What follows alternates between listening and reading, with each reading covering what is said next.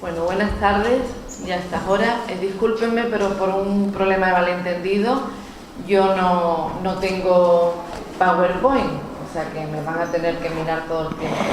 A mí, si no quieren más o menos enterarse un poquito.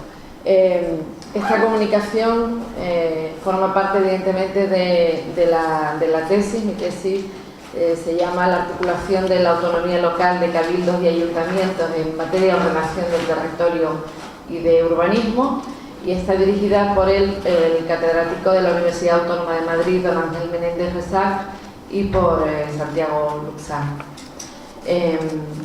Básicamente la tesis lo que intenta es analizar cómo se articula ese principio de autonomía local aquí en Canarias entre ayuntamientos y cabildos en esa materia tan polémica y tan mediática como es la ordenación territorial y urbanística, y sobre todo cómo se va a ir concretando a lo largo de toda la evolución normativa y cuáles son las herramientas de defensa que tienen las entidades locales para precisamente seguir manteniéndola. Por eso el título es La defensa de la autonomía local. Intentaré adaptar evidentemente un tema bastante jurídico. Sé que hay personas aquí que no tienen formación jurídica, intentaré adaptarlo para que lo entiendan todos. La Constitución española tiene un título dedicado, está muy de moda ahora, a la organización territorial del Estado. En ese título, en ese apartado, básicamente lo que establece son tres pinceladas. Establece cuáles son esas entidades que conforman esa organización territorial, municipios, provincias y comunidades autónomas, y establece que todas ellas se les reconoce, se les garantiza autonomía para la defensa de sus intereses. Luego se desarrolla bastante en la parte de las comunidades autónomas, pero lo que son las entidades locales no dice absolutamente más nada.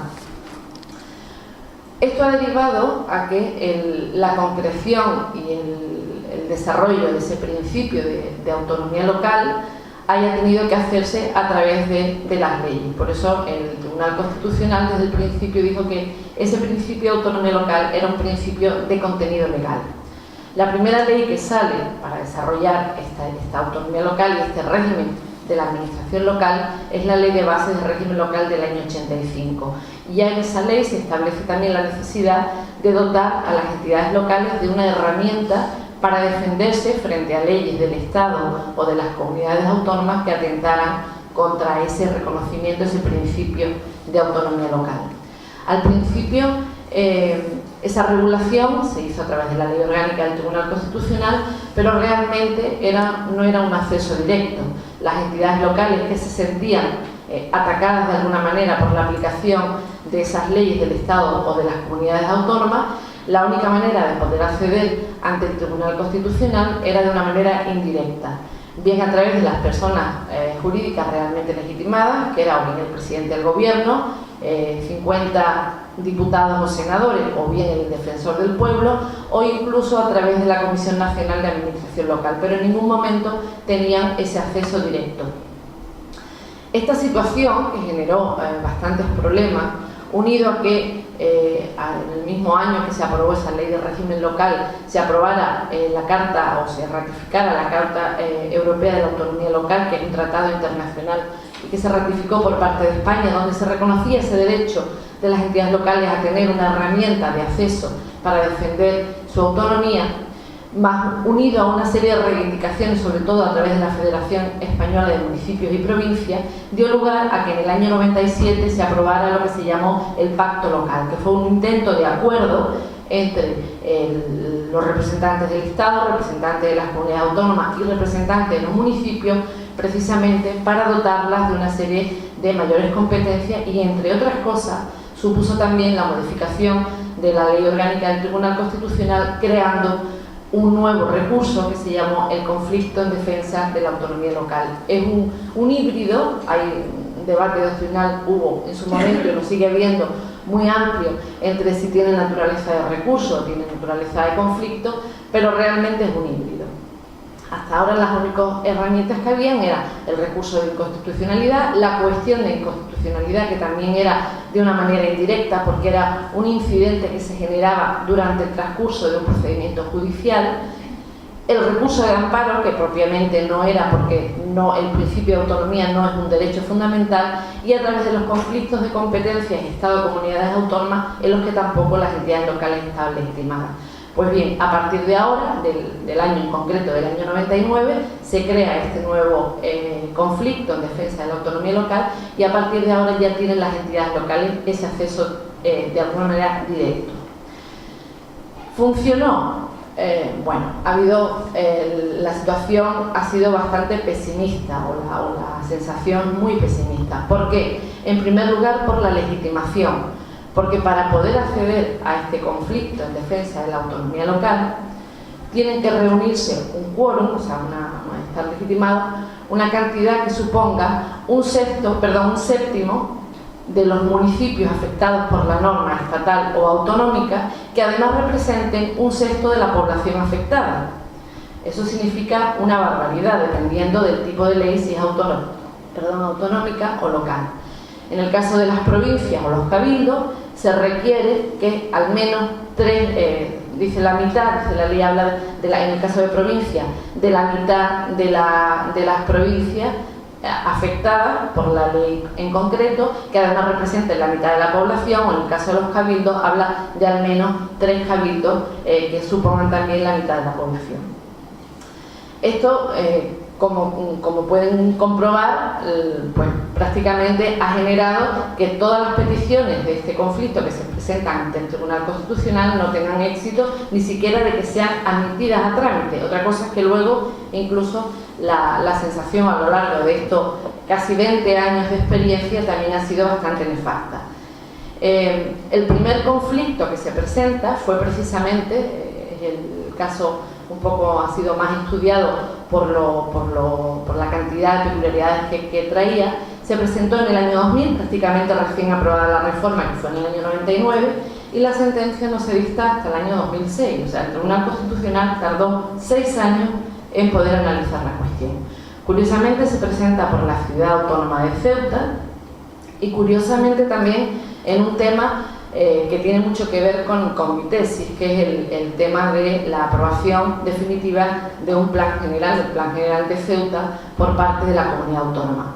Un año antes precisamente de esa reforma, unos años antes, se había salido también una sentencia muy importante del Tribunal Constitucional que estableció un antes y un después a la hora de la distribución de competencias entre el Estado y las comunidades autónomas, y determinó que la competencia en materia de ordenación del territorio y urbanismo era una competencia exclusiva de las comunidades autónomas, y por tanto el Estado ahí no tenía nada que decir. Se aprueba al año siguiente una ley de urbanismo a nivel estatal, y obviamente, como no era asunto del Estado, no se entra en ese detalle. ¿Qué ocurre?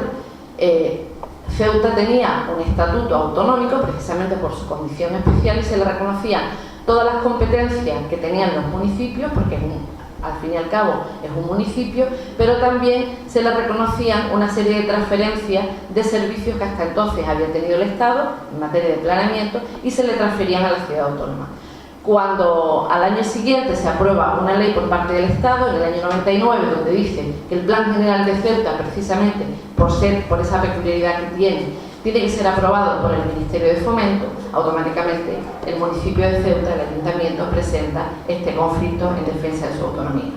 La solución al final es que el tribunal consideró, primero hubo incluso un rifirrafe de si tenían condición o no de comunidad autónoma o no. Al final se quedó claro que Ceuta no tiene condición de comunidad autónoma. Otra cosa es que tenga una peculiaridad, y es que se le reconozca un régimen jurídico a través de un estatuto de autonomía, pero es una ciudad, es un municipio. Y el tribunal lo que decidió es que el hecho de que tenga estatuto de autonomía no significa que tenga competencia legislativa. Al no tener esa competencia legislativa, no tiene competencia exclusiva para poder aprobar su legislación en materia urbanística.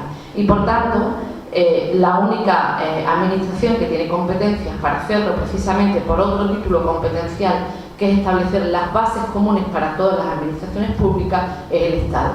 Y el Estado, a la hora de aprobar esa normativa, puede perfectamente graduar la intervención de la entidad local. con la única condición que establezca algunas facultades que sean reconocibles. Por tanto, la aprobación definitiva es perfectamente legal que pueda seguir residenciándose en el Ministerio de Fomento. Esto, unido a que prácticamente ninguno de los conflictos en defensa de la autonomía local ha sido favorable a las entidades locales, dice muy poco de las herramientas que ahora mismo el ordenamiento jurídico español, no solamente en materia de urbanismo, pero en general, tienen para defender la autonomía local. Yo había preparado, obviamente no lo pueden ver, pero unas estadísticas que a lo largo, desde 1999, que fue cuando se aprobó la reforma, hasta el año 2017, han sido solamente 32 asuntos los presentados, que no quieren decir admitidos a trámite. De todos esos asuntos, calculen una media entre 8.000 y 9.000 asuntos anuales que se presentan en el Tribunal Constitucional, solamente es un asunto por año. O sea, el acceso prácticamente es restringido en absoluto. Y de todos estos, en el año 2017, solamente por curiosidad, han salido 2 sentencias. La media que está tardando el Tribunal Constitucional es entre 3 y 4 años en resolver estos conflictos en defensa. Curiosamente, ha habido un asunto que ha sido desestimado por el Tribunal Constitucional y que fue planteado por los 7 cabildos insulares de Canarias contra la ley de presupuestos de la comunidad autónoma, y el Tribunal consideró que esta ley, no vienen al caso ahora todas las razones, pero que no vulneraba, no atentaba en la autonomía de estos cabildos. Y nada más. Muchísimas gracias.